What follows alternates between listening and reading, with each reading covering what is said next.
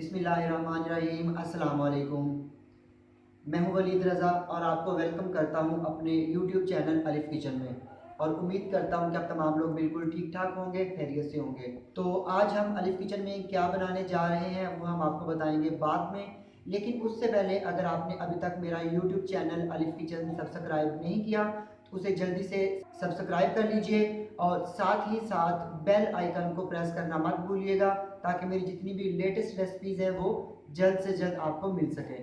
तो आइए चलते हैं रेसिपी की जानिब और देखते हैं कि आज हम अलिफ किचन में क्या बनाने जा रहे हैं। तो आज हम लोग अलिफ किचन में बनाने जा रहे हैं बहुत ही मज़ेदार और जल्दी से बन जाने वाली क्रीमी फ्रूट सैलड। तो आइए चलते हैं और देखते हैं कि क्रीमी फ्रूट सैलड बनाने के लिए हमें किन किन चीज़ों की ज़रूरत है और ये किस तरह हम लोग झटपट बनाएंगे।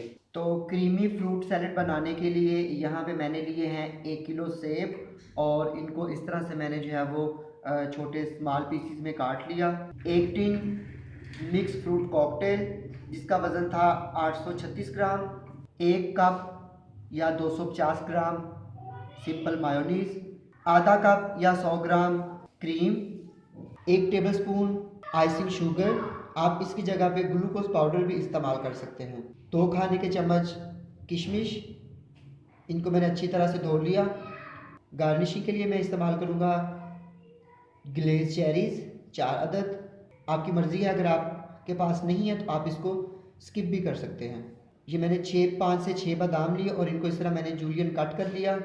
यहाँ पे मैंने एक बाउल लिया और उसमें मैंने डाल दिए सेब, mix fruit cocktail, mayonnaise, tetra pack cream और पिसी हुई चीनी, थोड़ी सी किशमिश, और इसको अच्छी तरह से मिक्स कर लेंगे। ये बहुत ही झटपट, इजी और मज़े की जो है ये क्रीमी फ्रूट सैलड बनती है। बहुत मज़े की लुक लग रही है इसकी। हमारी क्रीमी फ्रूट सैलड जो है वो तैयार है। अब हम इसको जो है वो सर्विंग बाउल में निकालेंगे। तो हमारी क्रीमी फ्रूट सैलड जो है वो बन के बिल्कुल रेडी है। तो मैं उम्मीद करता हूँ कि आपको मेरी आज की ये रेसिपी यकीनन पसंद आई होगी। तो इसको ज़रूर ट्राई कीजिएगा और मुझे फ़ीडबैक ज़रूर दीजिएगा, और मेरे चैनल अलिफ किचन को ज़रूर सब्सक्राइब कीजिएगा। तो इसके साथ ही अलिफ किचन से वलीद रज़ा को इजाज़त दीजिए।